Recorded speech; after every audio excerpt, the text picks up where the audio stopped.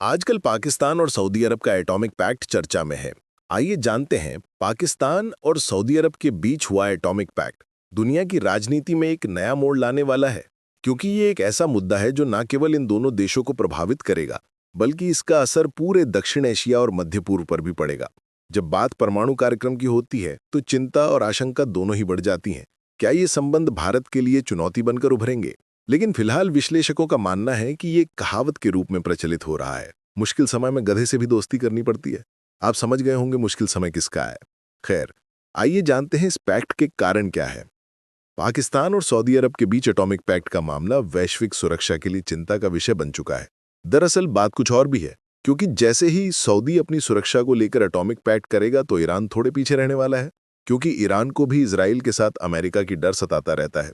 खैर, सऊदी अरब, जो अब तक अपने परमाणु कार्यक्रम को शांतिपूर्ण उद्देश्यों तक सीमित रखे हुआ था, ने इस समझौते से अपनी नई सैन्य क्षमताओं को बढ़ाने की दिशा में एक कदम उठाया है, क्योंकि इसका कारण इजराइल के बढ़ते दबदबे और नए सुरक्षा उपकरणों न केवल क्षेत्रीय संतुलन को प्रभावित किया अपितु सऊदी और खाड़ी देशों के मध्य भय व्याप्त हो गया है। दूसरी ओर पाकिस्तान की परमाणु क्षमता पहले ही दक्षिण एशिया में तनावपूर्ण स्थितियों को जन्म देती रही है। यदि ये दोनों देश मिलकर काम करेंगे तो क्या भारत सहित अन्य पड़ोसी देशों के लिए चुनौती पेश करेगा?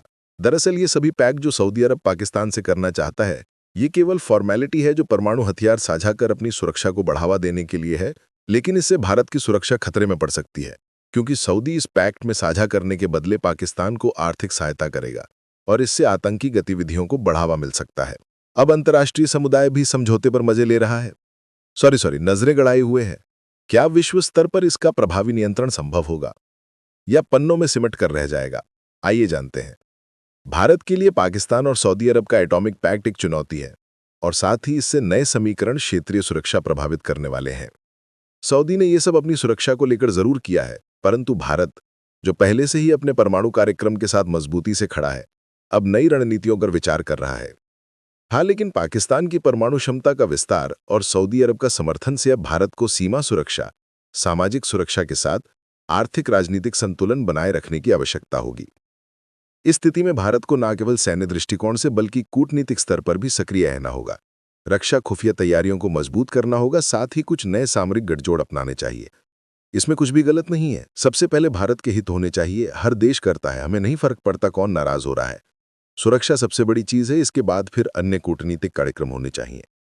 साथ ही मेरा मानना है कि भारत को अपनी तकनीकी क्षमताओं में सुधार लाने की सख्त जरूरत है। साथ ही यूनिफॉर्म बैंकिंग कोड लाने की जरूरत है, जो देश विरोधी फंडिंग को रोकेगा। साथ ही रुकेंगे प्रोपेगेंडाधारी जीव। और ये समय आने वाले खतरों को समझने का और उनसे निपटने का है। साथ ही राष्ट्रीय सुरक्षा में कुछ सुधार की जरूरत है। भारत के लिए यह समय वाद संवेदनशील है। भारत को वैश्विक शक्ति संतुलन में भी महत्वपूर्ण बदलाव के लिए तैयार रहना चाहिए। भारत को अपनी रक्षा रणनीतियों को पुनः मूल्यांकन बेहद जरूरत है। यदि आप यूनिफॉर्म बैंकिंग कोड के बारे में ज्यादा जानना चाहते हैं तो कमेंट जरूर करें। चैनल को दोस्तों के साथ शेयर करें।